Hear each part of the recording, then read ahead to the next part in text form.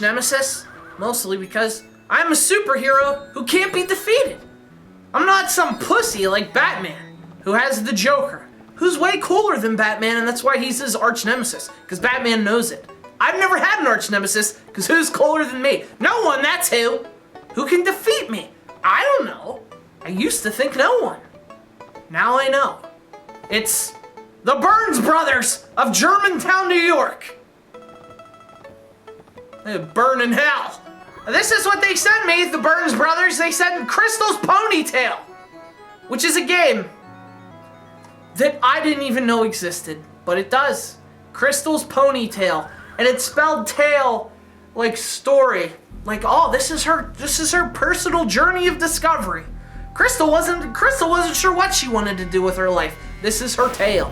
That's how it's spelled. So it's a pun, which you would think would cheer me up, but it doesn't.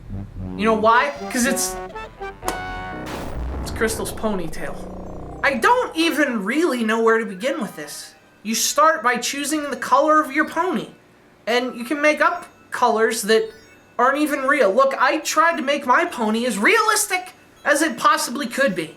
That's because I live in reality. I'm not a liar. This game teaches children to lie. Ponies can't be pink. Not on this planet. Crystal, Burns brothers.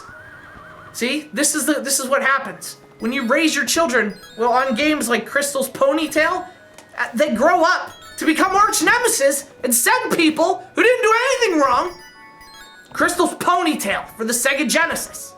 I didn't do anything wrong. So you create your pony, and then the rest of the game is just based.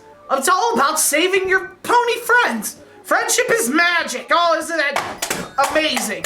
You gotta travel around the 3 parts of the kingdom, and you gotta save your pony friends. What kind of kingdom has only 3 parts, you ask? Well, a really crappy one, that's what. There's a forest, there's a farm, and there's a cave. That's it. What I want to know is, how does this kingdom sustain itself? There's clearly no tourism industry. Who wants to go to a farm? Especially one that's filled with hidden pink ponies. They're pooping hidden pink poops all over the place. Can you imagine what it smells like? Hey, I need a break. Maybe I'll go to the beach. Sorry, we don't have that in this kingdom. We have the cave and we have the forest. And once you know that about the kingdom, and once you're aware of its geographical handicap, well, then the rest of the game starts to make sense. I started to understand it. That's why this guy, who is apparently just a floating eyeball in a hoodie, kidnaps all of these ponies and locks them away beneath a magical seal. He does that because what else is he gonna do with his time? He can't go to the beach, and his family has no source of income. What's he gonna do? He's gonna open a shop on the boardwalk? There is none. Maybe he's gonna sell t-shirts outside the ballpark on a Sunday afternoon. Guess what? There is no ballpark. All there is a cave. But I'll be real honest, I don't know how this kingdom got this way. I don't even know who to ask. We can't ask the villain, because first off, not even sure he's a villain. I just think he's misunderstood. Also, he doesn't have a mouth. We can't talk to the ponies because they're apparently just figments of our imagination, so they're out the window. Also, who's left? I guess we could talk to the trees, but they don't know. They're trees. You can do 2 things in this game. One is just action. It's just a generic action button, so it could be anything. Hey, push it here, and now I'm jumping on a boat. Push it here, and now I'm eating an apple. By the way, you can eat apples, but it doesn't seem to do anything. You don't seem to have health. You just keep taking damage and nothing happens. I mean, look, I don't want to get, I'm not upset about it. I really am trying, I don't want to take it and let it ruin my day, but the point is, it's not very good, and you spend most of your time just walking around. You find the gem. Hey, find the hole to put the gem in. Then One-Eyed Willie shows up with his goddamn Goodwill store hoodie, the poor guy. And then, oh, he's the villain because we have to keep down the working man. Once you save all your pony friends, you get invited to the pony party.